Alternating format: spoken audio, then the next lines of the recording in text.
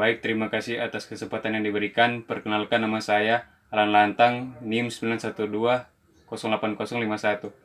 Jadi di materi ini, perusahaan yang menggunakan SCM yang saya ambil yaitu perusahaan Nike. Nah, kita masuk pada sejarah Nike. Yang pertama, Nike adalah perusahaan multinasional yang berkecemplung dalam bidang desain, pengembangan, dan produksi peralatan olahraga di banyak negara. Nike memiliki markas di Oregon di Amerika. Nike didirikan pertama kali pada Januari 1964 oleh Bill Bowerman dan Phil Knight. Sekarang Nike memiliki 900 pabrik kontraktor dengan 1 juta pekerja di segala penjuru dunia. Dan Nike telah mendesain 500.000 jenis produk olahraga yang berbeda sejak Nike pertama kali didirikan.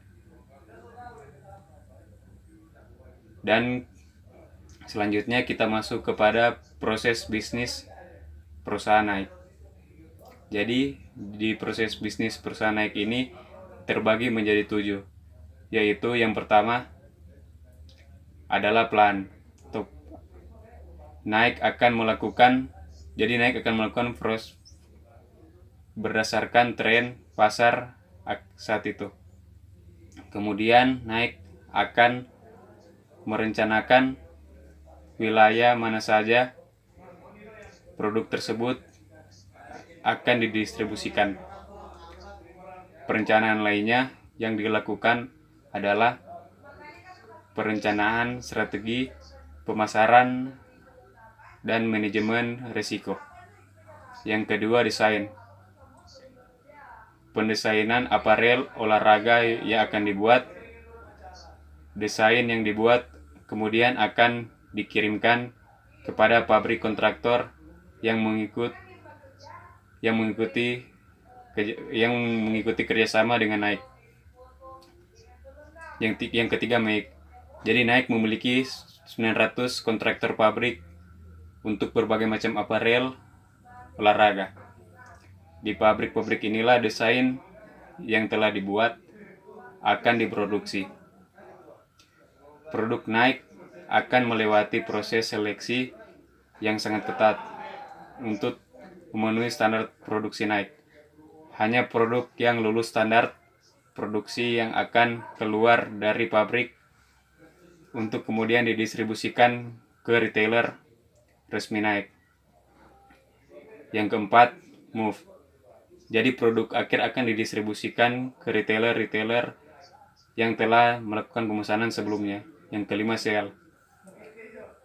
Jadi produk Nike kemudian dijual oleh retailer Nike. Yang keenam, Use. Produk dibeli oleh pelanggan. Dan yang ketujuh, Reuse. Jadi Nike akan membeli sepatu-sepatu bekas Nike untuk dilakukan pendauran ulang material. Lalu selanjutnya kita masuk kepada supply chain Nike. Yang pertama, produk development. Nike melakukan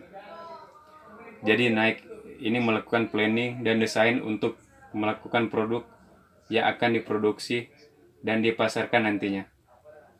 Produk yang dikembangkan berdasarkan teknologi terbaru dan berdasarkan tren selera pasar saat itu. Yang kedua, kita masuk kepada manufaktur and assembly. Jadi Nike memiliki 900 perusahaan kontraktor di mana produk Nike diproduksi dan diassembly. Setelah produk didesain, maka ke 900 kontraktor inilah yang akan melakukan produksi. Yang ketiga, marketing.